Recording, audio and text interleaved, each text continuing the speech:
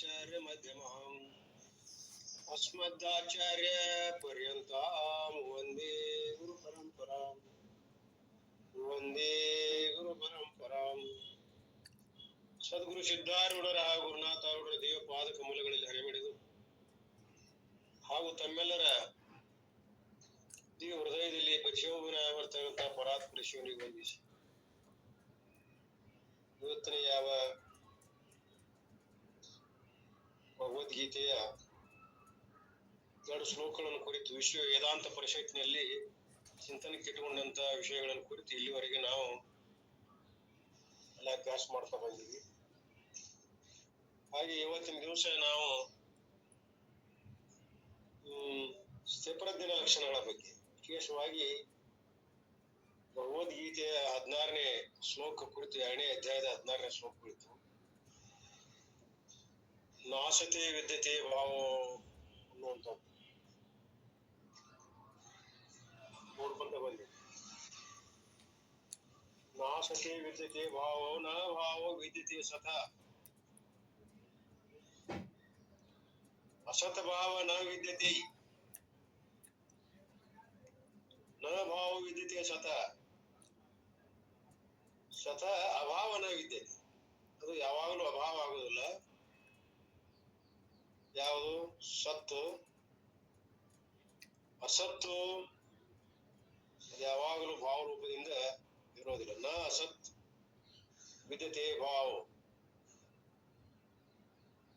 ನ ವಿದ್ಯತೆ ಭಾವ ನ ಅಸತ್. ಇಲ್ಲದ ವಸ್ತುವಿಗೆ ಇರುವಿಕೆ ಇಲ್ಲ, ಇರುವ ವಸ್ತುವಿಗೆ ಎಂದಿಗೂ ಇಲ್ಲದಿರುವಿಕೆ ಇಲ್ಲ. ಈ ಸತ್ತು ಅಸತ್ತುಗಳ ಎರಡರ ಸ್ವರೂಪವನ್ನು ಯಾರು ತಿಳ್ಕೊಂಡಿರ್ತಾರ ಅಂದ್ರೆ ಉಭಯೋ ದುಷ್ಟೋರಪಿ ದರ್ಶಿವಿ ತತ್ವದರ್ಶಿಗಳು ತಿಳ್ಕೊಂಡಿರ್ತಾರೆ ಅನ್ನೋದನ್ನು ಹೇಳ್ಕೊಂಡು ಅದನ್ನ ಗುರುಗಳು ಇಲ್ಲಿವರೆಗೆ ಹೇಳ್ಕೊಂತ ಬಂದಾರೆ. ಇನ್ನೊಂದ್ ಸ್ವಲ್ಪ ಏನೋ ಒಂದು ಪೇಜ್ ಉಳಿದೈತೆ ಅಂತ ಹೇಳಿದ್ರು. ಅದು ಬುಕ್ಕ 2ನೇ ಅಧ್ಯಾಯದ ಕುರಿತು ಇಂಗ್ಲಿಷ್ ನಲ್ಲಿ ಇರುವಂತ ಬಿಡಿ ಟಿಪ್ಪಣಿ ಅನ್ನೋಕ್ಕಿಲ್ಲ, ನೋಡಿದೆ ಸಿಗಲಿಲ್ಲ. ಎಲ್ಲ ಅದಾವ 18 ಅಧ್ಯಾಯದವರೆಗೆ, ಅದೇ ಇಲ್ಲ. 1, 2 ಅಧ್ಯಾಯಗಳು ನನ್ನಲ್ಲಿ ಇಲ್ಲ. ಬರೀ ಪ್ರಾರಂಭ ಮಾಡಿದ್ರೆ ಅವರು ಅವು ನನಗೆ ಇವು ಸಿಗಲಿಲ್ಲ. ಇಲ್ಲಿ ಅವ್ರು ಬರುವವರೆಗೆ ನೀವು 2ನೇ ವಿಷಯ ಚಿತ್ರಪ್ರಜ್ಞಕ ಭಾಷಾ ಅಂತ ಇಟ್ಟಾರ. ಅದರ ಕುರಿತು ಹಾಡು 18 ಶ್ಲೋಕಗಳಿಗೆ ತಾತ್ಪರ್ಯ ಏನದು? ಚಿತ್ತಪ್ರಜ್ಞಕ ಭಾಷಾ ಸಮಾಧಿಸ್ತ್ವಸ್ಯ ಕೇಶವ ಸ್ಥಿತದಿರ್ ಕಿಂ ಪ್ರಭಾಷೇತ ಕಿಮಾಶೇತ್ ವ್ರಜೇತ ಕಿಂ. ಹೇ ಕೇಶವ, ಸಮಾಧಿಸ್ಥನಾಗಿ ಪರಮಾತ್ಮನನ್ನು ಪಡೆದಿರುವ ಸ್ಥಿರ ಬುದ್ಧಿಯುಳ್ಳ ಪುರುಷನ ಲಕ್ಷಣಗಳೇನು?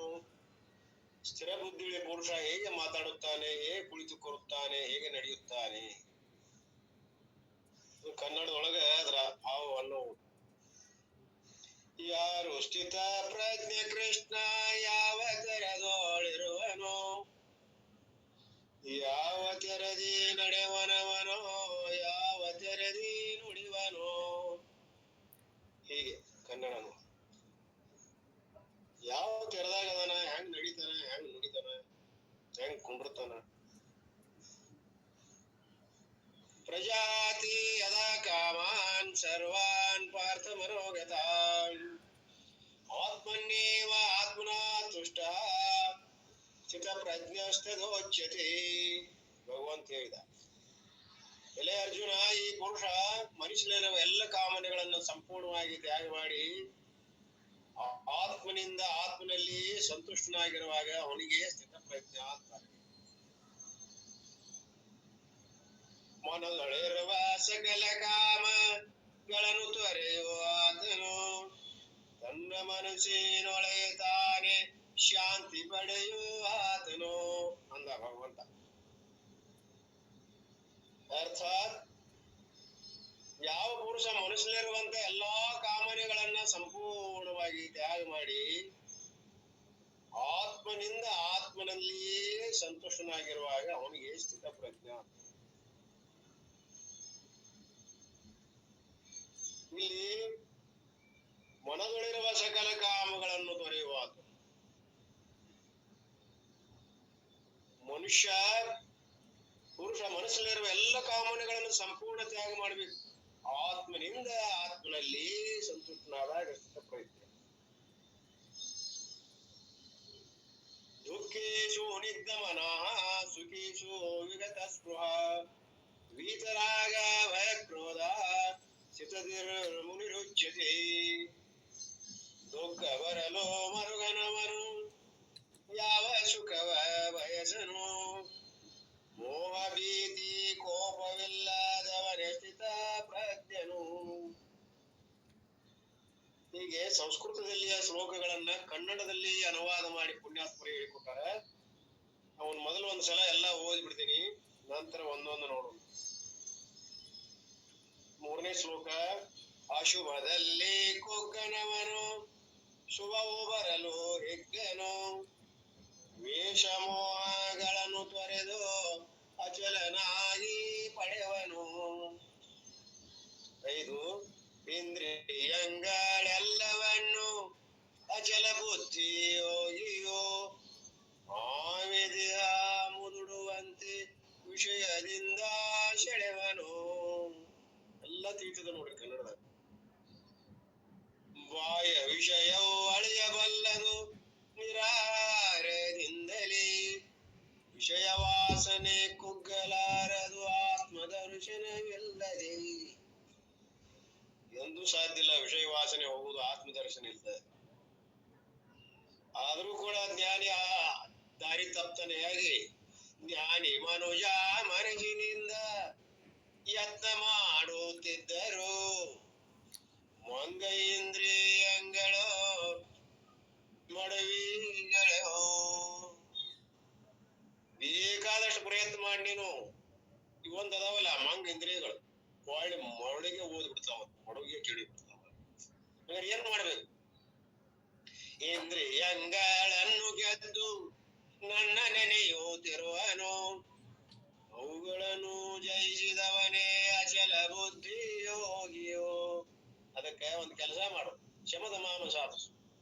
ಇಂದ್ರಿಯಗಳನ್ನು ಗೆಲ್ಲು, ಯಾವಾಗಲೂ ನನ್ನ ಸ್ಮರಣೆಯಲ್ಲಿರು. ಹಂಗ ಇಂದ್ರಿಯಗಳನ್ನು ಗೆದ್ದು ನನ್ನ ಸ್ಮರಣೆಯಲ್ಲಿ ಇದ್ದವ ಅಚಲ ಬುದ್ಧಿ ಯೋಗಿ. ಯಾರಿಗಿದು ಮೋಹ ಲಭಿಸ್ತದ? ಮೋಹರ ಹೆಂಗ ಆಗ್ತದಿದು? ವಿಷಯ ಚಂದನೆ ಗೈಯಲು ಸಂಗ ಲಭಿಸೋದವನಿಗೆ, ಸಂಘದಲ್ಲಿ ಕಾಮವು ಕಾಮದಿಂದಲೇ ಕ್ರೋಧವು. ನೋಡು ಮೋಹ, ಮನುಷ್ಯನಿರುವಂತ ಮೋಹ ಯಾವ ರೀತಿ ತಯಾರಾಗ್ಯದ? ನಿನಗೆ ವಿಷಯ ಚಿಂತನೆ ಸಿಕ್ತಂದ್ರೆ ಸಾಕು, ವಿಷಯಗಳು ನೆನಪಾಯ್ತು, ಸಂಘ ಆಯ್ತು, ಸಂಘ ಆಯ್ತು ಅಂದ್ರೆ ಕಾಮ ಬಂತು, ಕಾಮ ಆತಂದ್ರ ಯಾರ ವಿರೋಧ ಮಾಡ್ಯ ಕ್ರೋಧ ಬಂತು, ಕ್ರೋಧ ಬಂತಂದ್ರ ಅಲ್ಲೇ ಮೋಹ ಬಂದ್ಬಿಡ್ತದ. ಮೋಹದಿಂದ ಅವಿವೇಕ, ಅವಿವೇಕದಿಂದ ಬುದ್ಧಿ ನಶಿಸಿ ಸರ್ವನಾಶವು ತಪ್ಪದು. ಇಂತು ಕ್ರೋಧದೇ ಮೋಹವು, ಮೋಹದಿಂದ ಅವಿವೇಕವು, ಅವಿವೇಕದಿಂದಲೇ ಬುದ್ಧಿ ನಶಿಸಿ ಸರ್ವನಾಶವು ತಪ್ಪದು. ಅಲ್ಲ ಮುಗಿದು ಸರ್ವನಾಶ. ಒಂದ್ ಬರೀ ವಿಷಯ ಚಿಂತನೆ ಮಾಡಕ್ ಹೋದ್ರೆ ಇಲ್ಲಿ ತಂದು ಹೋಗಿತ್ ನಮಗ್ ಕೊಳ್ಳ. ಏನ್ ಮಾಡ್ಬೇಕು ಜ್ಞಾನ ಮನುಷ್ಯ? ರಾಗ ದ್ವೇಷಾದಿಗಳ ಬಿಟ್ಟು ದೇಹಧಾರಣೆಗಾಗಿ ವಿಷಯ ಸೇವಿಸುತ್ತಿರುವಾಗೆ ಚಿತ್ತ ಶಾಂತಿಯು ದೊರೆಯುವುದು. ಹಿಂಗ್ ಮಾಡು, ರಾಗ ದ್ವೇಷಾದಿಗಳನ್ನು ಬಿಟ್ಟು ಬಿಡು. ನಿನಗೆ ದೇಹಕ್ಕೆ ಎಷ್ಟು ಬೇಕು ಧಾರಣೆಗೆ ಅಷ್ಟ ವಿಷಯ ಜೀವನ ಮಾಡು, ಅಂತವನಿಗೆ ಚಿತ್ತ ಶಾಂತಿ ದೊರೀತದ.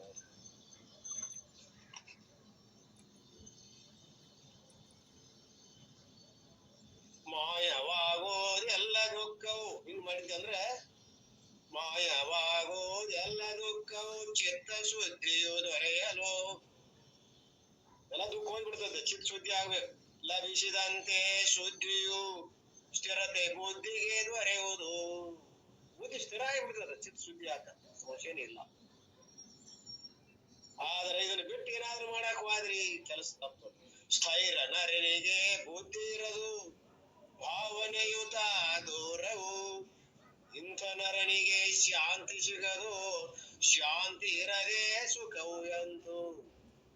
ಸ್ಥೈರ್ಯ ನರ ಇದ್ದಂದ್ರ ಮನುಷ್ಯನ ಕೈಯಾಗ ಬುದ್ಧಿ ಕೊಟ್ಟಿದ್ದಂದ್ರ ಅವನ ಸ್ಥಿತಿ ಏನಾಗ್ತದ? ಹಿಂಗಾಗ್ತದ ನೋಡು, ಶಾಂತಿ ಸಿಗೋದಿಲ್ಲ. ಮತ್ತೆ ಏನಾಗ್ತದ?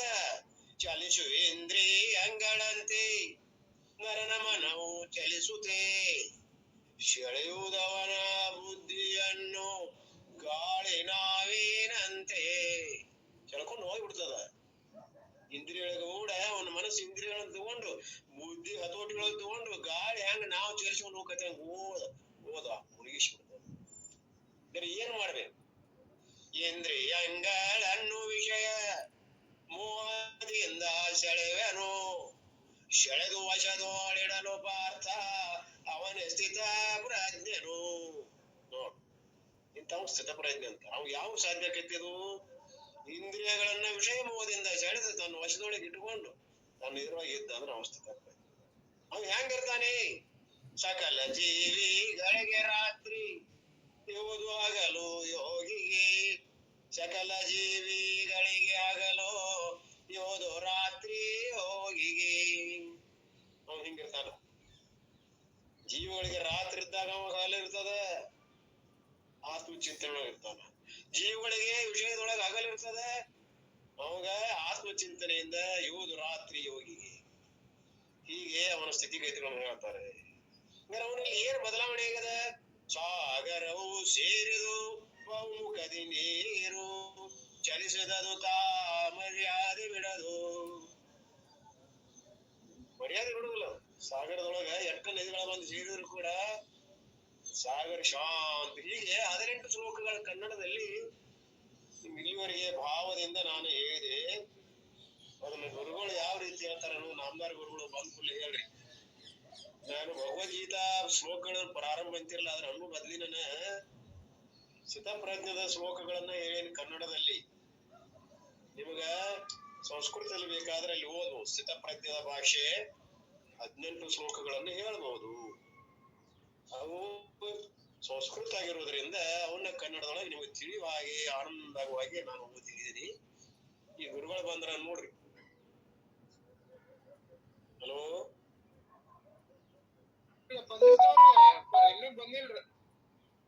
ಬಂದಿಲ್ಲ?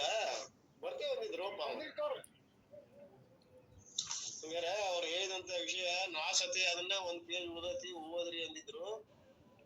ಅದು ಬುಕ್ ಇಲ್ಲ. ಆದ್ರೂ ಕೂಡ ಇಲ್ಲಿ ನಾನು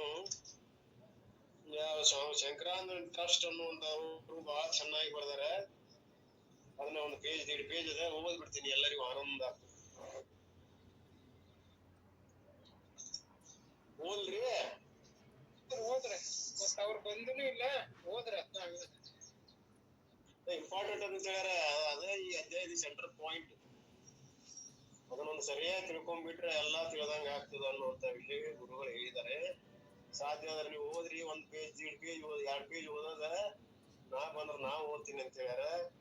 ಇರ್ಲಿ, ನಾವು ಅದನ್ನ ಬೇರೆ ರೂಪದಿಂದ ಬಹಳ ಸುಂದರವಾಗಿ ಬರ್ದಾರೆ. ಅದನ್ನ ನಾನು ಓದ್ತಾ ಇದ್ದೀನಿ.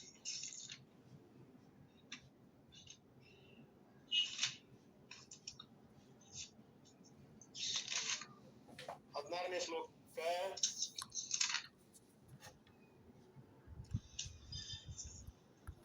ಭಾವೋ ನಾಭಾವೋ ವಿದ್ಯತೆ ಸತಃ ಉಯೋರ್ವಿದೃಷ್ಟ್ವಾ ಅಂಧಾತೋ ಅನಯೋ ತತ್ವದರ್ಶಿಭಿಃ ನ ಸತಾ ವಿದ್ಯತೆ ಭಾವಃ. ಅಸತಾ ಭಾವ ನ ವಿದ್ಯತೆ. ಅಸತ್ತಿಗೆ ಅಸ್ತಿತ್ವ ಇಲ್ಲ.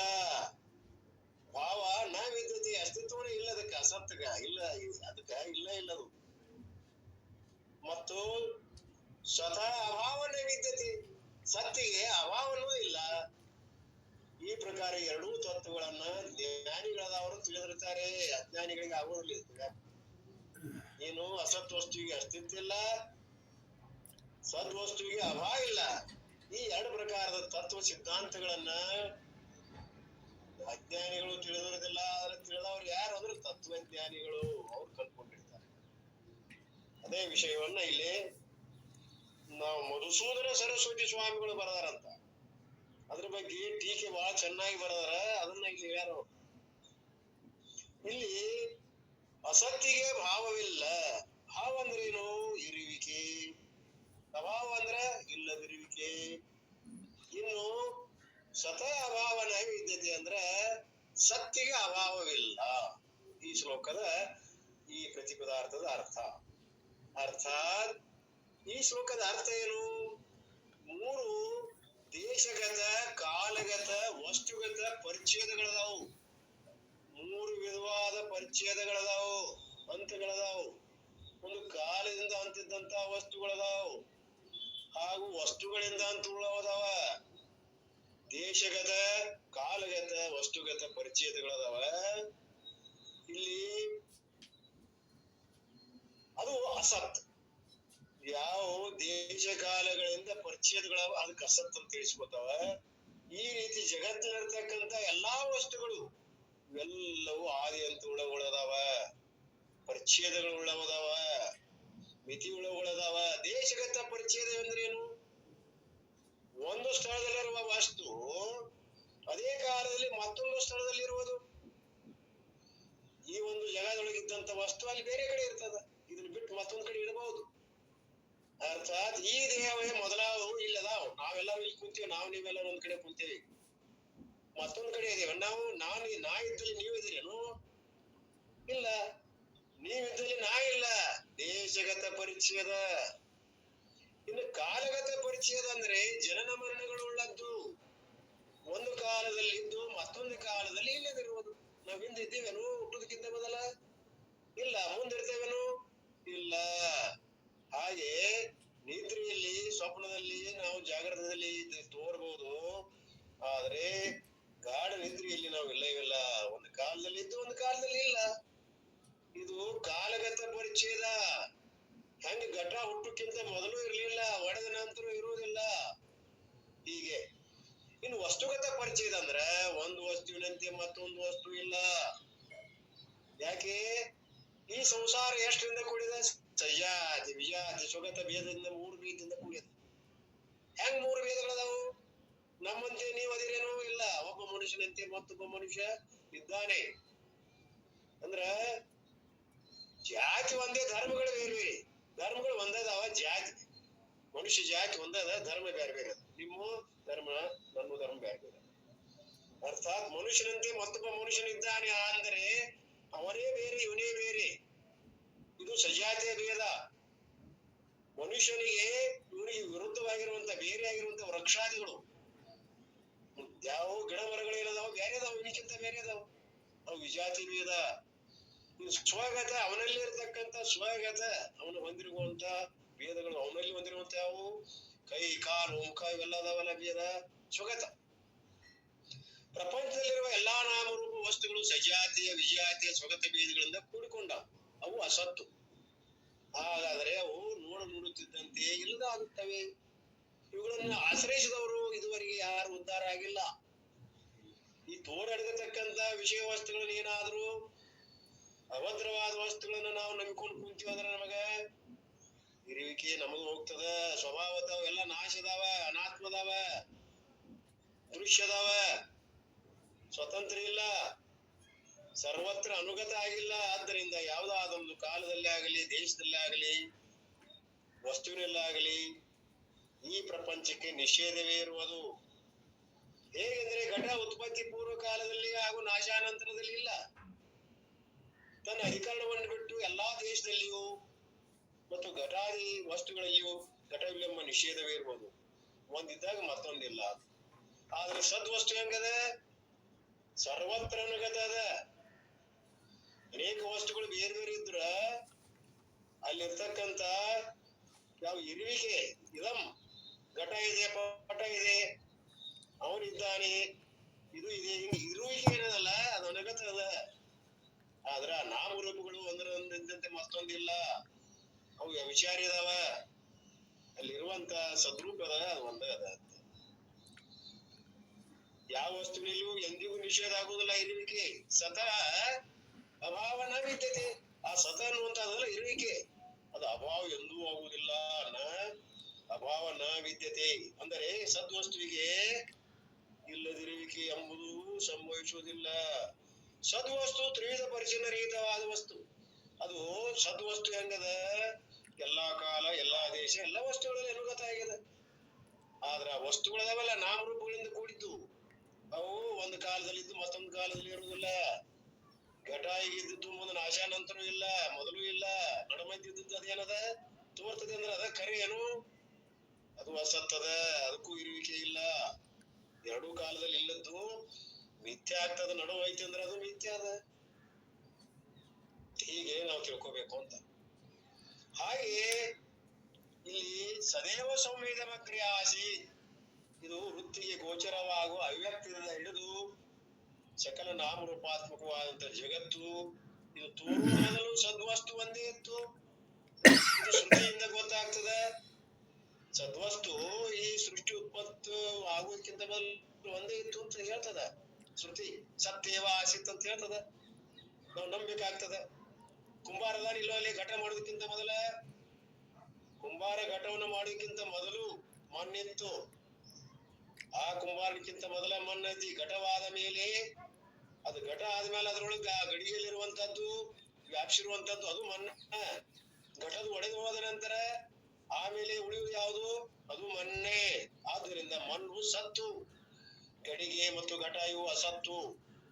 ತ್ರಿಕಾಲಗಳಲ್ಲಿ ನಾಶ ಹೊಂದದೇ ಇರುವಂತ ಮಣ್ಣು ಏನದಲ್ಲ, ಅದಕ್ಕೆ ಘಟ ಅನ್ನಕತ್ತೇವ್ ನಾವು. ಘಟ ಅನ್ನು ನಾಮದಿಂದ ಕರೆಸಿಕೊಂಡಕ್ಕದು ಮಣ್ಣ. ಆ ನಾಮ ಕರೆಯನು ಸುಳ್ಳ. ವಾಚಾರಮ್ಮನ ವಿಕಾರೋ ನಾಮಧೇಯ ಮೂರ್ತಿಗೆ ತೇವ ಸತ್ಯಂ. ಆ ಗಡಿಗೆ ಎಂಬುದು ಹಂಗಾರೆ ಏನಿದು? ಕೇವಲ ನುಡಿ ಮಾತ್ರ. ಹಂಗಾರೆ ಇರುವುದು ಯಾವುದು? ಸತ್ಯ. ಮಣ್ಣೊಂದೇ ಸತ್ಯ. ಗಡಿಗೆ ಅಂದ್ರೆ ಏನು? ಅಧ್ಯಸ್ಥ ದೃಷ್ಟಿ. ಅದು ಅಧ್ಯಸ್ಥ ದೃಷ್ಟಿ. ಉಳ್ಳವನೊಬ್ಬನೇ ಒಂದು ಗಡಿಗೆಯನ್ನು ನೋಡಿದ ಗಡಿಗೆ ಅಂತಾನೆ. ಅವ ಅದನ್ನ ನೋಡಿ ಗಡಿಗೆ ಅಂತಾನಲ್ಲ, ಅದು ಅಧ್ಯಸ್ಥ ದೃಷ್ಟಿ. ಇನ್ನು ಅಧಿಷ್ಠಾನ ದೃಷ್ಟಿ ಅಂದ್ರೆ ಯಾವುದು? ಇರುವುದು ಯಾವುದು? ಸದ್ರೂಪದಲ್ಲಿ ಮಣ್ಣು. ಇದು ಅಧಿಷ್ಠಾನ ದೃಷ್ಟಿ. ಅವ್ರಿಬ್ಬರಿಗೂ ಘರ್ಷಣೆ ಚಾಲು ಆಯ್ತು. ಆ ದಾರಿಯಲ್ಲಿ ಹೋಗುತ್ತಿದ್ದ ವೇದಿಕೆ ಒಬ್ರು ಬಂದ್ರು. ಇಬ್ಬರನ್ನು ಕರೆದು ವಿಚಾರಿಸಿ, ಮಣ್ಣೆಂದು ಹೇಳಿದವನನ್ನು ಕುರಿತು, ಅಯ್ಯ ನಿನ್ನ ಮಣ್ಣನ್ನು ನೀನು ತೆಗೆದುಕೋ ಎಂದು ಹೇಳಿ, ಗಡಿಗೆಯನ್ನು ವಾದಿಸಿದವನನ್ನು ಕುರಿತು, ಅಯ್ಯ ನನ್ನ ಗಡಿಗೆ ನನಗೆ ಕೊಡು, ನಿನ್ನ ಮಣ್ಣು ನೀ ತಗೋ ಅಂತೇಳಿ ಗಡಿಗೆ ಕಸ್ಕೊಂಡ. ಅರ್ಥಾತ್ ಏನಾಯ್ತು? ಅದ್ರ ಜೊತೆ ನಮ್ಮ ಮಣ್ಣು ಅನಿಸೋಯ್ತದ. ಹೀಗೆ ಆ ಮಣ್ಣಂದ್ರೆ ಬೇರೆ ಅಲ್ಲಪ್ಪ, ಗಡಿಗೆ ನಾಮರೂಪದಿಂದ ತೋರ್ತದ, ಮಿಥ್ಯ ಅದ, ವ್ಯವಹಾರಕ್ಕೆ ಯೋಗ್ಯ ಆಗೈತಿ ಅಂತ ತಿಳ್ಕೊಂಡು ಅದಕ್ಕೆ ನಾಮರೂಪಗಳು ಉಪಯೋಗ ಅದಾವ ಅನ್ನೋದು ಹೇಳಾಕತ್ತೀವಿ. ಆದ್ರೆ ಇರೋದು ಮಣ್ಣದ ಅಂತ ಹೇಳುವಾದ. ಯಾಕೆ? ಈ ಜಗತ್ತು ತಗೊಂಡ್ರೆ ಅದನ್ನ ದೃಷ್ಟಾಂತದೊಳಗ ಈ ಜಗತ್ತು ಮೊದಲು ತೋರುವ ಮೊದಲು ಇತ್ತು, ತೋರಿದಾಗಲೂ ಇದೆ, ನಾಶವಾದ ಮೇಲೂ ಇದೆ. ಹೇಗೆಂದ್ರೆ ಘಟವಿದೆ, ಪಟವಿದೆ ಎಂಬುವಲ್ಲಿ ಇದೇ ಇದೆ ಅಂತದೆಲ್ಲ. ಇದು ಸರ್ವತ್ರ ವ್ಯಾಪಿಸಿರುವುದರಿಂದ ಅದು ಸತ್ತು. ಘಟದ ನಾಮರೂಪಗಳು ಪಟದಾಗಿಲ್ಲ, ಪಟದ ನಾಮರೂಪಗಳು ಘಟದಾಗಿಲ್ಲ. ನಾಮರೂಪಗಳು ಮಾಯೆ ಸೇರಿದ್ರಿಂದ ಅದು ಅಸತ್ತು. ನಾಮರೂಪಗಳು ಏನದಾವು? ಮಾಯೆ ಅಂಶಗಳವು. ಆದ್ರಿಂದ ಅವ ಸತ್ತು. ಆದ್ರಿಂದ ಅಲ್ಲಿ ಇರುವಿಕೆ ಏನೈತಲ್ಲ, ಸದ್ವಸ್ತು ಅಂತಾರ, ಅದಕ್ಕೆ ಎಂದೂ ಅಭಾವಿಲ್ಲ. ಆದ್ದರಿಂದ ನಾವು ಅಂತೀವಲ್ಲ, ನಾನಿಲ್ಲ ಎಂಬ ಸ್ಥಿತಿ ಯಾರ ಅನುಭವದಲ್ಲಿ ಇಲ್ಲ. ನಾನಿಲ್ಲ ಅಂತೀವಿ ನಾವು ಯಾವಾಗಲೂ, ಅದೇ ಅಂತೀವಿ. ನನ್ನ ಇರುವಿಕೆಗೆ ಇನ್ನೊಬ್ಬರನ್ನ ಅವಲಂಬಿಸಿ ಕೇಳಿ ಬಂದ ನಾನೇನಂತೀನೇನು? ಇಲ್ಲ, ನನ್ನ ಅನುಭವದೊಳಗೆ ಅದು. ದೇಹಾದಿ ಜಗತ್ತು ಸೃಷ್ಟಿಗೆ ಮುಂಚೆ ಇರಲಿಲ್ಲ, ಪ್ರಳಯವಾದ ಮೇಲೂ ಇಲ್ಲ, ಮಧ್ಯೆಯೂ ಇದ್ದಂತೆ ತೋರಿದರು. ಅದು ಕೇವಲ ಭ್ರಾಂತಿ, ಅದು ಮಿಥ್ಯ ಅದ. ಪ್ರಳಯ ಆದ್ಮೇಲೂ ಇರುವುದಿಲ್ಲ ಈ ಜಗತ್ತ. ದೇಹಾದಿ ಜಗತ್ತು ಎಲ್ಲ ಬಂತು, ಮೊದಲು ಇಲ್ಲ. ನದ್ಯದ ಅಲ್ರಿ ಈಗ ತೋರ್ತ ಜಗತ್ತ ಅಂತ ನಾವ ದೇಹ ಕಾಂತದಲ್ಲೇನ್ರಿ ಇದು? ಹೀಗೆ ತೋರಿದ್ರು ಕೂಡ ನೋಡಪ್ಪ, ಇದು ನಿನ್ನ ಭ್ರಾಂತಿಯಿಂದ ತೋರಾಗ್ತೈತು.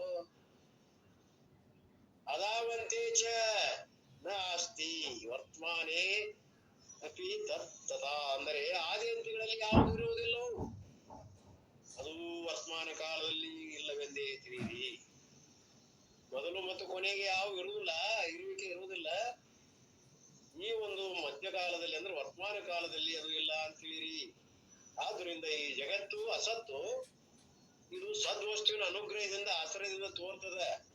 ಜಗತ್ ತೋರ್ತದ ಅಂದ್ರೆ ಏನು? ಯಾವ್ದ್ರ ಸತ್ತ ಪಡ್ಕೊಂಡದ, ಇಂಡಿಪೆಂಡೆಂಟ್.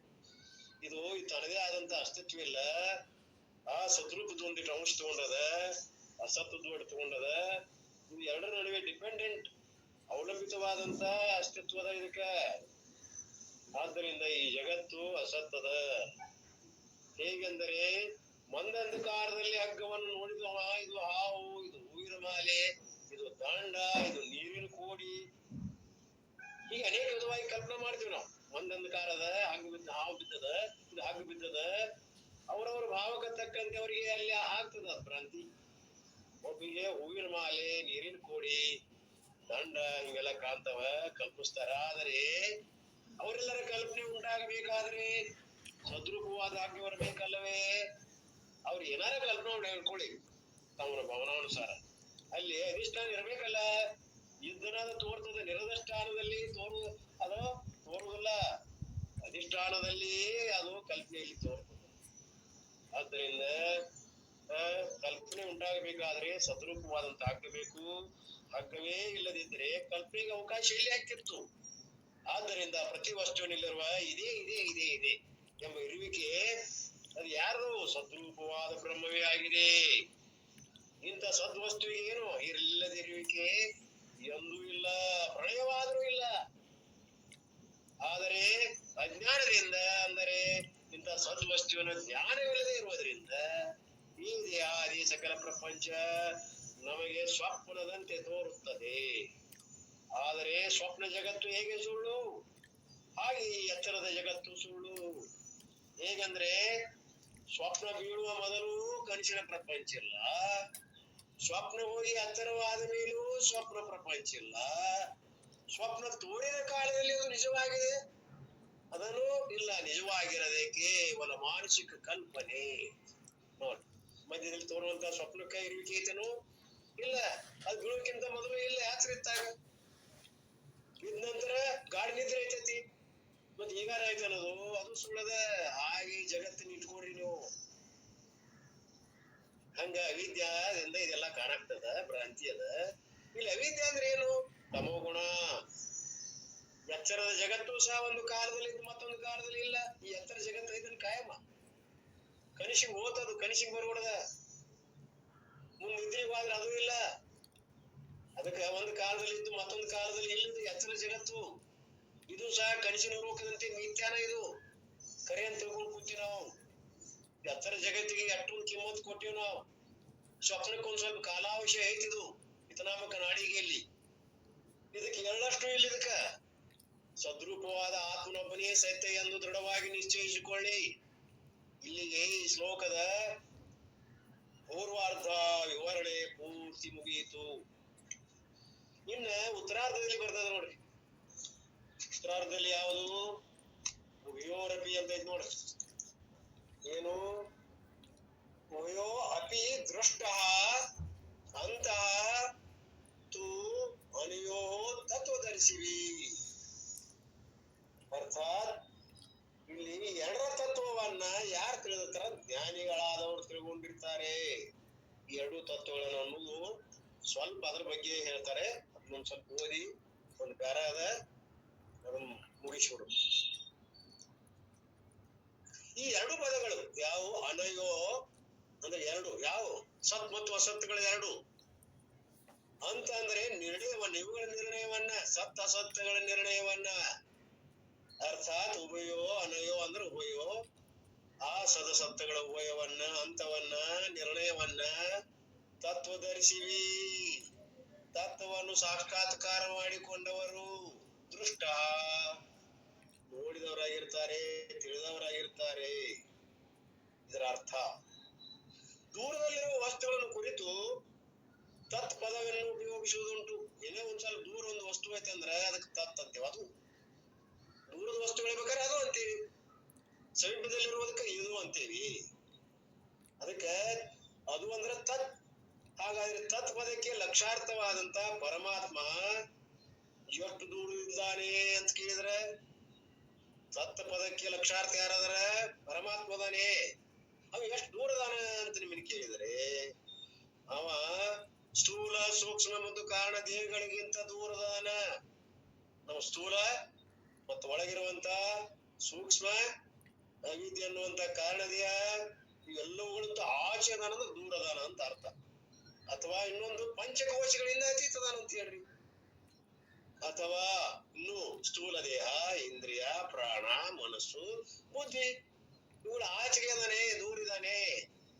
ಅವನು ಅವಾಂಗ್ಮನ ಗೋಚರನು. ಅಂದ್ರೆ ಹೆಂಗದನವ? ಆ ಮಾತಿಗೆ ಮನಸ್ಸಿಗೆ ನಿಲ್ಕದವನು. ಯಥೋ ವಾಚೋ ನಿವರ್ತಂತೆ ಅಪ್ರಾಪ್ಯ ಮನಸಾಸ. ಅರ್ಥಾತ್ ಮಾತಿಗೂ ಮನಸ್ಸಿಗೂ ನಿಲ್ಕದವನು ಅನ್ಬಹುದು. ಅಂದರೆ ಎಲ್ಲಿವರೆಗೆ ಮನೋಹಾರಿಗಳೆಲ್ಲವೂ ಹೋಗಿ ನಿಂತು ಹೋಗುತ್ತವೆಯೋ ಅದರಿಂದ ಹೊರಗಿರುವವನೇ ಪರಮಾತ್ಮ, ಅದರಿಂದ ಆಚೆಗಿರುವವನೇ ಪರಮಾತ್ಮ. ಅಲ್ಲಿ ಇವು ನಿಂತು ಬಿಡ್ತಾವ. ಇವು ಮನಸ್ಸು ವಾಣಿಗಳು ಎಲ್ಲ ಆ ಜಗ ಕೂಡಿ ಮೌನ ಆಗಿಬಿಡ್ತಾವೆ, ತಮ್ಮ ಅಸ್ತಿತ್ವ ಕಳ್ಕೋತಾವೆ, ಒಂದಾಗಿಬಿಡ್ತಾವೆ. ಕಣ್ಣು ಇಳದಂತ ಪ್ರಕಾಶ್ ಸೂರ್ಯನ ಕಡೆ ಹೋಗಿ ಮುಖ ಮಾಡಿಬಿಟ್ರೆ ಆ ಕಣ್ಣಿಲಿರುವಂತ ಸೂರ್ಯನ ಪ್ರಕಾಶ್ ಸೂರ್ಯನ ಜೊತೆ ಒಂದಾಗ್ತದ. ಹಂಗ ಮನಸ್ಸಿನಲ್ಲಿ ಪ್ರತಿಬಿಂಬ ಅದಲ್ಲ, ಚಿದಾಭಾಸ ಅಂತರ್ಮುಖವಾಗಿ ಆತ್ಮನ ಕಡೆ ವಾಳದಂದ್ರ ಆ ವಾಸ ಇದ್ದವ ಸೂರ್ಯನ ಆಗಿಬಿಡ್ತಾನೆ. ಜೀವೋ ಬ್ರಹ್ಮಯನ ಪರಹ, ಜೀವ ಹೋಗಿ ಬ್ರಹ್ಮ ಆಗಿಬಿಡ್ತಾನ. ಹಾಗೆ ಉಭಯ ಅಂತಾರೆ ಇಲ್ಲಿ. ಮನೋವಾಣಿಗಳು ಹೋಗಿ ಎಲ್ಲಿ ಮೂಕ ಆಗ್ತಾವೋ, ನಿಂತು ಬಿಡ್ತಾವೋ, ಅಲ್ಲಿ ಮೂಕ ಆದ ಸ್ಥಾನ ಇರೋದಲ್ಲ, ಸ್ಥಿತಿ ಅದೇ ಪರಮಾತ್ಮ. ನೀವು ಯಾರಿಗೆ ದೂರದಾನ? ಅಜ್ಞಾನಿಗಳಿಗೆ ಅತಿ ದೂರದಾನ. ಆದ್ರೆ ಜ್ಞಾನಿಗಳಿಗೆ ಮಾತ್ರ ಹೆಂಗದಾನ? ಅವನ ಸ್ವರೂಪವೇ ಆಗಿದ್ದಾನೆ. ಇಂಥ ತತ್ವದ ಲಕ್ಷ್ಯಾರ್ಥವಾದ ಪರಮಾತ್ಮನನ್ನ ಅಪರೋಕ್ಷವಾಗಿ ಯಾರು ತಿಳ್ಕೊಂಡಿರ್ತಾರೋ ಅವರೆಲ್ಲ ತತ್ವದರ್ಶಿಗಳು, ಜಾಣರು, ಜ್ಞಾನಿಗಳು. ಇಂಥ ಸತ್ಯದರ್ಶಿಗಳು ಅವ್ರ ಅಂಗಡಿಗೆ ವೇದ ನಡೆದುವುದೇ ತೀರ್ಥ ಕ್ಷೇತ್ರ. ನೋಡ್, ಅಂತವ್ರು ಏನ್ರ ಇದ್ರ, ತತ್ವದರ್ಶಿಗಳು ಇದ್ರ ನುಡಿದಿದ್ದ ವೇದ. ಅವ್ರು ಏನ್ ಬೇಕಾದ ಅಲಕ್ ನಿರಂಜನ್ ಅಂದ್ರು, ಅದು ವೇದನ ಆಯ್ತು. ಹಿಂಗ ಏನಂತಾರ ಅದೆಲ್ಲ ಅವ್ರು ವೇದ ಆಗಿಬಿಡ್ತವೆ. ಇವೆಲ್ಲ ವೇದ ಶಾಸ್ತ್ರಗಳು ಇರುವರಿದ ಅರ್ಜುನ ಅವರು ಮಾಡಿದ ನಿರ್ಣಯಕ್ಕೆ ನಾನು ನೀನು ಎಲ್ಲರೂ ತಲೆಬಾಗಲೇಬೇಕು. ಅಂತ ತತ್ವದರ್ಶಿಗಳು ಏನೋ ಒಂದು ಮಾತು ತಪ್ಪು ಅಂದ್ರೂ ಕೂಡ ನಾವೆಲ್ಲರೂ ಅವ್ರ ಮಾತಿಗೆ ತಲೆಬಾಗಿಸ್ಬೇಕಾಗ್ತದ. ಎಷ್ಟ ಗ್ರಾಮ್ಯ ಭಾಷೆದಾಳಿಗೆ ಇದ್ರು ಅಡ್ಡಿ ಇಲ್ಲ. ಇದುವರೆಗೆ ನಿನ್ನಿಂದ ಹೇಳಲ್ಪಟ್ಟಂತ ಸತ್ಸದ್ಬೇಕು, ಇಂಥ ಒಂದು ಸತ್ ಅಸತ್ತಗಳ ಒಂದು ಹೃದಯ ಗ್ರಂಥಿ ಛೇದನ ಆಗಲಿ, ಚಿತ್ತಡ ಗ್ರಂಥಿಯ ಛೇದನ ಆಗಲಿ, ಇದು ಆತ್ಮ ಅನಾತ್ಮಗಳ ವಿವೇಕ ದ್ವಾರ, ಸತ್ಸದ್ ವಿವೇಕ ದ್ವಾರ, ಪಂಚಕೋಶಗಳ ಒಂದು ವಿವೇಕ ದ್ವಾರ. ಇದು ನಿರ್ಣಯ ಆಯ್ತು ಅಂತಂದ್ರೆ ಇದು ಕಲ್ಪನೆ ಅಲ್ಲ, ಇದು ಸಿದ್ಧಾಂತ. ಆದ್ದರಿಂದ ಪಾರ್ಥ, ನೀನು ಸೂಕ್ಷ್ಮದ ಮಾತ್ರಕ್ಕೆ ನೀನು ಅಳಾಕೈತಿಯಲ್ಲ, ಹಂಗ ಸತ್ತಿಗೆ ಅಭಾವ ಆತನು. ನೀ ಹತ್ರ ಏನ್ರ ಅದು ಇಲ್ದಂಗ ಆತನು. ಸತ್ತು ಇರುವಿಕೆ ಯಾವಾಗ ಇಲ್ಲದ ಆಗುದಿಲ್ಲ ಅಂತ ಹೇಳಿವೀಗ. ಮತ್ತ ಅಸತ್ತು ಅದಕ್ಕೆ ಎಂದೂ ಭಾವ ಉಂಟಾಗುವುದಿಲ್ಲ. ಇಲ್ಲಿ ಹೇಳ್ತಾರ ನೋಡ್ರಿ, ಎಷ್ಟು ಚಂದ ಹೇಳ್ತಾರ. ನೀನು ಯಾರಿಗಾಗಿ ಸೂಕ್ಷಿತ್ತಿರುವೆಯೋ, ಈ ಬಿಲ್ಲಬಾನ ಒಂದ್ ನಿಂತಿಯಲ್ಲ, ನೀನ್ ಶೋಕ ಮಾಡಾಕತ್ತಿಯಲ್ಲ, ಅವರೆಲ್ಲರೂ ಎಂದೂ ನಾಶವಾಗದ ಸದ್ರೂಪದಾರವರು. ನೀ ಸಾಯ್ತಾರಂತ ತಿಳ್ಕೊಂಡಿಯಲ್ಲ, ಸೋನಿನ ಅದು ಭ್ರಾಂತಿ ಅದ. ಅವರು ಇರುವವರವರು ದೇಹ ಹೋಗಬಹುದು, ಅವರ ಸದ್ರೂಪದಿಂದ ಅವ್ರು ಯಾವಾಗಲೂ ಇರ್ತಾರೆ. ಆದರೆ ಅವರ ದೇಹ ಎಂದೆಂದಿಗೂ ಅಸದ್ರೂಪದ ದೇಹ ಆಯ್ತಾನ ಅವ್ರದ್ದು. ಈಗ ಕಾಂತದ ಕರೆಯೋದು ಇಲ್ಲದಿರುವಿಕೆ, ಅದು ಇರುವಿಕೆ ಇಲ್ಲದಕ್ಕೆ ದೇಹ ಕಂಡ್ರು. ನೀನು ಕೊಲ್ಲದಿದ್ದರೂ ಒಂದು ದಿನ ನಾಶವಾಗಿ ತುರುತ್ತವೆ. ನೀ ಕೊಲ್ಬೇಕಂತಲ್ವೋ, ನೀ ಕೊಲ್ಲದಿದ್ರು ಹೊಗೆ ಹೋಗ್ತವೆ. ಈ ನಿಮಿತ್ತ ಆಗಿ ನೀವು ಹೊಗೆ ಇಷ್ಟೇ ಮೊದಲ ಸತ್ತಾರ ಅವರು. ಅದಕ್ಕಾಗಿ ನೀ ಶುಭ ಮಾಡಕೈತಿಯಲ್ವೋ. ಕೊಲ್ಲದಿದ್ರು ಒಂದಿನ ನಾಶವಾಗಿ ಹೋಗ್ತವೆ. ಅಸದ್ರೂಪದವು ದೇಹಗಳು, ಇರುವಿಕೆ ಇಲ್ಲವಕ್ಕ. ಸತ್ರೇನ ಬಿಟ್ರೇನ. ಆದ ಕಾರಣ ಸದ್ರೂಪವಾದ ಆತ್ಮನಿಗಾಗಿ ನೀನು ಸೂಚಿಸ್ತಿರುವ್ಯಾ. ಆ ಇರುವಿಕೆ ಇರುವಂತ ಆತ್ಮಗೆ ನೀ ಏನ್ ಹಾಳಾಕೈತಿಯೋ, ಯಾ ದೇಹಕ್ಕೆ ಹಾಳಾಕೈತಿಯೋ. ದೇಹ ಇದ್ರು ಅಷ್ಟು ಬಿಟ್ರು ಅಷ್ಟೇ, ಅದು ಯಾವಾಗಾದ್ರೂ ಹೋಗುದದು. ಈಗ ಇಲ್ಲದು ವಿಚಾರ ಮಾಡಿದ್ರ. ನೀ ಯಾರಿಗೆ ಹಾಳಾಕೈತಿದಿ? ಆತ್ಮನಿಗಾಗಿ. ಆತ್ಮ ಇರುವುದೈತಿ, ದೇಹಕ್ಕೆ ಇಲ್ಲದ ಇರುವಿಕೆ ಐತಿ, ಅದಕ್ಕೆ ಇರುವಿಕೆ ಇಲ್ಲ. ಹಾಗೂ ಅಸದ್ರೂಪವಾದ ದೇಹಾದಿಗಳಿಗಾಗಿ ಸೂಕ್ಷ್ಮದು, ಅಸದ್ರೂಪವಾದಂತ ದೇಹಗಳಿಗೆ ನೀವು ಕೊಲ್ತೇನವ್ರ ಅನ್ನಕೈತಿಯಲ್ಲ. ಆ ದ್ರೋಣಾಚಾರ್ಯ ಶರೀರ ಆಗ್ಲಿ, ಭೀಷ್ಮಾಜಿಯವರ ಶರೀರ ಆಗ್ಲಿ, ಅಯ್ಯೋ ನಾ ಹೆಂಗ ಅವನ ಹತ ಮಾಡ್ಲಿ ಅಂತೀಯಲ್ಲ. ಇದು ಈಗ ಸೂಕ್ಷ್ಮ ಮಾಡೋದು ವ್ಯರ್ಥದಪ್ಪ. ಈ ಎರಡು ದೃಷ್ಟಿಗಳಿಂದ, ಯಾವ ಎರಡು ದೃಷ್ಟಿ? ಸತ್ ಅಸತ್. ಈ ಎರಡು ದೃಷ್ಟಿಯಿಂದ ನೀನು ಸೋಕಿಸೇ ಬೇಕಾಗಿಲ್ಲ. ನೀನ್ ಸೋಕಿಸ್ಬೇಕಾಗೈತಿ ಎರಡು ದೃಷ್ಟಿಯಿಂದ. ಆ ದೇಹಾದಿಗಳು ಇಲ್ಲದಿರುವಿಕೆ ಇಲ್ಲ, ಅವು ಇಲ್ಲ, ಅಸತ್ ಅದಾವು. ಈಗ ಇರುವಿಕೆ ಅದ ಯಾವಾಗಲೂ ಸದ್ರೂಪ ಐತಿ, ಅಸದ್ರೂಪ ಇಲ್ಲವೇ ಇಲ್ಲ. ಆದ್ರೆ ನೀವು ಎರಡು ರೀತಿಯಿಂದ ವಿಚಾರ ಮಾಡಿದಾಗ ಆದ್ರೂ ಕೂಡ ನೀನು ಶೋಕಿಸುವಂತಹದ್ದು ಕಾರಣ ಇಲ್ಲ. ಪರಮ ಕೃಪಾಳವಾದ ಭಗವಂತ ಅರ್ಜುನನ ನಿಮಿತ್ತ ಮಾಡಿಕೊಂಡು ಭ್ರಾಂತಿಯಿಂದ ದುಃಖಿಸಿರುವಂತ ನಮ್ಮೆಲ್ಲರ ದುಃಖ ನಿವಾರಣೆಗಾಗಿ ಅವನೇನು ಅರ್ಜುನ ನಿಮಿತ್ತ ಮಾಡಿಕೊಂಡನವ. ಕೃಷ್ಣ ಪರಮಾತ್ಮ ಅವನು ಕುರಿತು ಅರ್ಜುನ ಅನ್ಬಾರ್ದು. ಅರ್ಜುನನ ನಿಮಿತ್ತ ಮಾಡಿಕೊಂಡು ಭುವನದ ಮಾನವರೆಲ್ಲರಿಗೂ ಕೂಡ ನಮಗ ಈ ದ್ವಾರ ದುಃಖ ನಿಮಗೆಲ್ಲ ಇಲ್ಲಪ್ಪ. ಶರೀರ ನೀವು ಇದ್ದಾಗ ಇಲ್ಲ, ಯಾಕೆ ಹುಟ್ಟುಕ್ಕಿಂತ ಮೊದಲು ಇಲ್ಲ. ನಾಶ ನಂತರದೇನು ಮುಗಿದು ಬರ್ತಾರೆ, ಇದನ್ನ ಸುಡ್ತಾರೆ, ಹಾಗೂ ಇಲ್ಲ. ಮತ್ತೆ ಈಗಾರು ಐದೇನು ಈಗೂ ಇಲ್ಲ. ಐದಲ್ರಿ ತೋರ್ತೈತಿ, ಭ್ರಾಂತಿಯಿಂದ ತೋರ್ತೈತಿ, ಇದ್ದಂಗ ಅನಿಸ್ತದ. ಇದು ಮಿಥ್ಯ ಅದ ಅಂತ ತಿಳ್ಕೊಳ್ರಿ. ಬಾಧಿತದ ಇದು ಯಾವಾಗಲೂ ಬಾಧಿಸ್ಕೊಂಡು ಹೋಗ್ಯದ. ಆದ್ರಿಂದ ನಿಮ್ಮ ವ್ಯವಹಾರ ಏನ್ ಮಾಡ್ಬೇಕು? ಬಾಧಿತಾನುವೃತ್ತಿಯಿಂದ ವ್ಯವಹಾರ ನಡಿಬೇಕು. ಅರ್ಥಾತ್ ಈ ದೇಹ ಇಲ್ಲ, ಇದು ಹೋದ್ರು ಅಷ್ಟ ಬಿಟ್ರು ಅಷ್ಟ ಅಂತ ಧೈರ್ಯ ದಾಳಿ ದೇಹದ ಹಂಗ ಬಿಟ್ಟು ನಿಮ್ಮ ವ್ಯವಹಾರದಲ್ಲಿ ಉಳಿಬೇಕು. ದೇಹ ವ್ಯವಹಾರ ಉಪಯೋಗ ಮಾಡಿಕೊಳ್ರಿ, ಸದ್ರೊಳ್ಳೆ ಇಟ್ಕೋರಿ, ಆರೋಗ್ಯ ಇಟ್ಕೋರಿ, 2 ಹೊತ್ತು ಸರಿಯಾಗಿ ಊಟ ಹಾಕ್ರಿ, ಆದ್ರೆ ವ್ಯವಹಾರ ಉಪಯೋಗ ಮಾಡಿಕೊಡ್ರಿ. ಆದ್ರ ಇದಕ್ಕೆ ನಿಜವಾಗಿ ವಿಚಾರ ಮಾಡಿದ್ರೆ ಇದನ್ನ ನಂಬಾಕ್ ಹೋಗ್ಬೇಡ್ರಿ. ಇರುವಿಕೆ ಇಲ್ಲ, ಅಸದ್ರೂಪ ಅಂತ ತಿಳ್ಕೊಂಡು ವ್ಯವಹಾರ ಮಾಡ್ರಿ. ಅಂದ್ರ ಇದಕ್ಕೆ ಬಾಧಿತಾನುವೃತ್ತಿ ವ್ಯವಹಾರ ಅಂತಾರ. ಇದು ಎಂದೋ ಬಾಧಿತ ಆಗಿ ಹೋಗ್ಯದ. ಇದು ಹಿಂದಿನ ನಾನು ಹೋಗೋದನ ಎಂದೋ ಇಲ್ಲ ಇದಕ್ಕೆ ಇರುವಿಕೆ. ಅದು ಐತೆ ಅಂತ ತಿಳ್ಕೊಂಡು ಮಧ್ಯದಲ್ಲಿ ನಾವು ಕಲ್ಪನಾ ಮಾಡ್ಕೊಂಡಿವಿ. ವ್ಯವಹಾರ ಕಾರಣ ಆಗ್ಯದ, ಕಡಿಗೆ ವ್ಯವಹಾರ ಕಾರಣ ಆಗ್ಯದ. ಅನ್ನ ಮಾಡ್ತೀವಿ, ನೀರು ಕಾಡ್ತೀವಿ, ಪಲ್ಯ ಮಾಡ್ತೀವಿ, ಆದ್ರೆ ವ್ಯವಹಾರ ಕಾರಣ ಆಗ್ಯದ. ನೀವು ಏನು ನೋಡ್ತೀವಿ? ಮನ್ನ ನೋಡ್ತೀವಿ. ಆ ಮನ್ನದ ಗಡಿಗೆ ಅಂದ್ರೆ ಬೇರೆ ಅಲ್ಲ, ಮನ್ನದ ಅದ್ರ ವ್ಯವಹಾರ ಕಾರಣ ಆಗ್ಯದ ಅಂತ ತಿಳ್ಕೊಂಡು ಉಪಯೋಗಿಸ್ಕೊಳಕತ್ತೀವಿ. ಅದು ಕಡಿಗಣ್ಣಾಕತ್ತೀವಿ ನಾವು ವ್ಯವಹಾರದೊಳಗೆ ಮಾತ್ರ. ತಾತ್ವಿಕವಾಗಿ ವಿಚಾರ ಮಾಡಿದ್ರೆ ಅಲ್ಲಿ ಹೆಂಗ್ ಮಣ್ಣು ಅಂತನೋ ಹಂಗೆ ದೇಹನೂ ಮಣ್ಣ. ಇದು ಇದಕ್ಕೆ ಇರುವಿಕೆ ಇಲ್ಲ. ಇರು ಯಾವುದು? ಸದ್ರೂಪವಾದಂತದ್ದು. ಆ ಸದ್ರೂಪವಾದಂತ ಚಿದ್ರೂಪವೇ ಆನಂದ ರೂಪದ. ಆನಂದ ಯಾವಾಗ ನಿತ್ಯದ ಪರಿಪೂರ್ಣದ. ಹಿಂಗ ಸಚ್ಚಿದಾನಂದಿತ ಪರಿಪೂರ್ಣವಾದಂತ ಸ್ವರೂಪನಂದದ ಅನ್ನುವಂತ ವಿಷಯವನ್ನ ಈ ಸುಂದರವಾದ ಶ್ಲೋಕ ಎಷ್ಟು ಚಂದ ಬೋಧನ ಮಾಡಿದ್ದಾರೆ ಅಂದ್ರೆ 2ನೇ ಅಧ್ಯಾಯದ ಸೆಂಟರ್ ಪಾಯಿಂಟ್. ಅದಕ್ಕೆ ನಂದಾರ್ ಗುರುಗಳು ಇದನ್ನ ಚೆನ್ನಾಗಿ ಇದನ್ನೊಂದು ತಿಳ್ಕೊಂಡ್ಬಿಟ್ರೆ ತಿಳಿಬೇಕಾದದ್ದು ಏನು ಉಳಿದು ಯಾವುದನ್ನ ಒಂದನ್ನ ತಿಳಿದ್ರೆ ಮಣ್ಣನ್ನೊಂದ ತಿಳಿದ್ರೆ ಗಡಿಗೆ ಮಾಡಿದ್ವಿ ತತ್ರಾಣಿ ಗುಡಿಗೆ ಎಲ್ಲವೂ ತಿಳಿದ. ಬಂಗಾರವನ್ನು ತಿಳಿದ್ರೆ ನೆಕ್ಲೆಸು, ಬಾಟ್ಲಿ, ಬಿಲ್ವಾರ, ಉಂಗುರು ಎಲ್ಲ ತಿಳಿದ. ಹಂಗಾರೆ ಅದಕ್ಕೆ ಏನಬೇಕು ನಾವು? ಜೈನ ರೂಪದ ಬಂಗಾರ, ಬಾಟ್ಲಿ ರೂಪದ ಬಂಗಾರ. ಬಂಗಾರ ನಾಮದಲ್ಲ, ಆ ರೂಪ ಆಗೈತಿ. ಬಂಗಾರ ಇದ್ದದ್ದು ನಾಮಗಳಿಂದ ತೋರೈತಿ. ಆದ್ರಿಂದ ಈ ಪ್ರಕಾರ ನಮ್ಮ ವೃತ್ತಿ ಬದಲಾಗಬೇಕು. ಏನ್ ಬದಲಾಗಬೇಕು? ನಾವು ನೋಡ್ತಾ ಇರುವಂತ ಜಗತ್ತಿಗೆ ಸದ್ರೂಪದ ಅಸ್ತಿತ್ವ ಕೊಡ್ರಿ. ಅದು ನಿಮ್ಮ ಸದ್ರೂಪ, ಅದು ಇರುವಿಕೆ ಅದ. ಅಷ್ಟೆಲ್ಲ ಚಿದ್ರೂಪದ ಇರು ಆನಂದ ರೂಪ ಇಡೀ ಜಗತ್ತ ನೋಡ್ರಿ.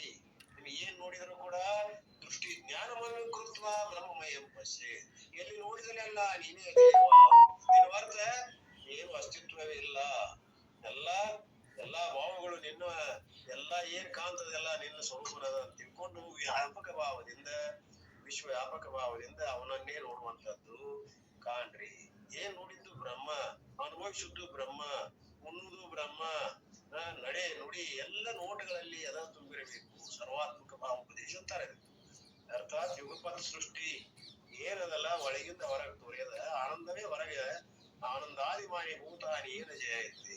ನೀವು ಆನಂದದಿಂದ ಬಂದಿರಿ, ಆನಂದೊಳಗ ಉಳಿರಿ, ಆನಂದೊಳಗ ನೀವು ಉಳಿರಿ ಅನ್ನುವಂತ ತಾತ್ವಿಕವಾದ ವಿಚಾರವನ್ನ 2ನೇ ಶ್ಲೋಕದಲ್ಲಿ 16ನೇ ಶ್ಲೋಕದಲ್ಲಿ ಭಗವಂತ ಹೇಳ್ಕೊಂತ ಹೋಗ್ಯಾನೆ. ಹೀಗೆ ಈ 16ನೇ ಶ್ಲೋಕದ ಭಾವವನ್ನು ಸಂಪೂರ್ಣವಾಗಿ ನಾವು ನೀವು ಮುಗಿಸಿದೀವಿ. ಅದು ಇನ್ನೊಂದು ಪೇಜ್ ಅದಲ್ಲ, ನಾಳೆ ದಿವಸ ಗುರುಗಳನ್ನು ಓದಿ ಮುಂದೆ ಬರ್ತಾರೆ. ಈಗ ನಾವು ಮುಂದಿನ ಒಂದು ಶ್ಲೋಕ ಯಾವುದು ಹೇಳ್ರಿ? ಅದಕ್ಕೆ ಬಂದೀವಿ. ಈ ಕನ್ನಡದಾಗೆಲ್ಲ ಓದಿವಿ ನಾವೀಗ. ಚಿತ್ತಪ್ರಜ್ಞನ ಲಕ್ಷಣಗಳನ್ನ ಕನ್ನಡದಲ್ಲಿ ನಾವು ಭಾವರೂಪದಿಂದ ಎಲ್ಲ ತಿಳ್ಕೊಂಡಿವಿ. ಅದನ್ನ ಗುರುಗಳು ಇಲ್ಲಿ ಯಾವ ರೀತಿ ಹೇಳ್ತಾರ ಅನ್ನೋದು ನಾವು ನೋಡೋಣ. ಯಾಕೆ ಗುರುಗಳು ಇಲ್ಲ, ನೀವ್ ಯಾರು ಓದ್ತಿದ್ರೆ ಬೇಕಾದ್ರೆ ನೀವು ಓದ್ರಿ. ನೀವಿಲ್ಲ ಅಂದ್ರೆ ನಾನು ಇಲ್ಲಿ ಇದೆ. ಯಾವ್ದದ ಅಂದ್ರೆ ನನ್ನ ಕಡೆ ಶಂಕರಾನಂದ ಟ್ರಸ್ಟ್ ನಿಮ್ಮಲ್ಲಿ ಯಾರೋ ಒಬ್ಬರಲ್ಲಿ ಐತಿ. ಅದಕ್ಕೆ ನೀವ್ ಯಾರಾದ್ರೂ ಗಿರಿಜಮ್ಮರ ಯಾರಾಗ್ಲಿ ಓದ್ರಿ. ಇಲ್ಲ ಅಂದ್ರ ಮಲ್ಲಿಕಾರ್ಜುನ ಪೂರ್ಣದಿನ ಓದ್ತಿರ್ತಾರ ಅವ್ರ ಅಮ್ಮರು.